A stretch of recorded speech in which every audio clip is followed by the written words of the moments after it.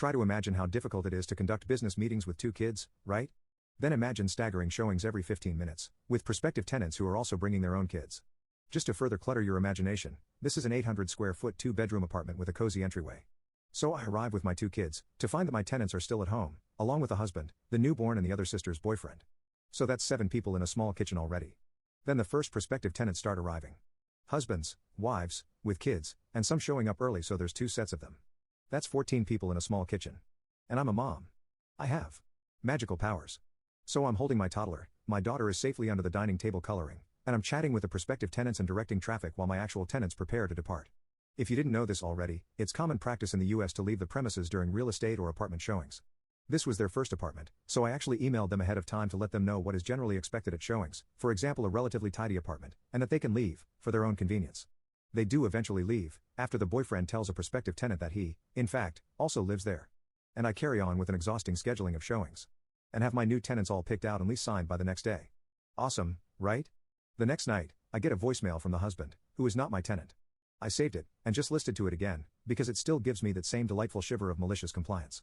In his voicemail, he told me how awful it was that my children touched his infant's things. They didn't, because I keep my kids entertained with magical mommy toys, but prospective tenants also brought children, and how they had to sterilize everything to keep their infant from being sick, and how inconvenient it was to have showings with only 2 days' notice, and how very unprofessional I was to bring my children, and asked if I could just be more professional in the future.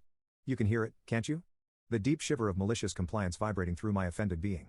The next morning, I started issuing professional lease violation notices.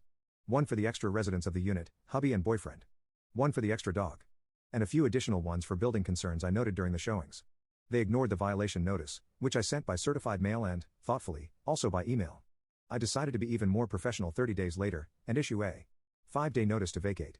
And I called their mom, who is their emergency contact, as an eviction notice is an emergency.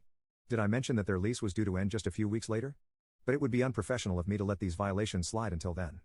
3 days later, they'd magically sent me all the information I'd requested, removed the other dog, licensed the first dog, gotten the required pet insurance.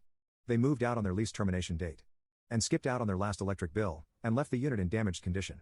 Despite my professional security deposit disposition statement and request for payment, they ignored those notices, until I stated I would proceed to small claims court by X date for the total due beyond their security deposit. On said date, they replied stating they didn't think it was fair that they should have to cover damages to the unit, or pay any more money toward their utility bill. Yep. 2 months later, there we were in the lobby of the courthouse, sitting across from each other on uncomfortable waiting room benches. They're laughing among themselves about how they're going to get their full security deposit back. And I'm quietly reviewing my presentation notes to the judge and my sizable stack of evidence, photographs, videos. This was my first time in court, but I wasn't laughing. I was preparing. 1 hour later, we're back in the lobby and their mom is trying to write me a check for the full amount of the judgment. She doesn't have a pen. Her kids don't have a pen.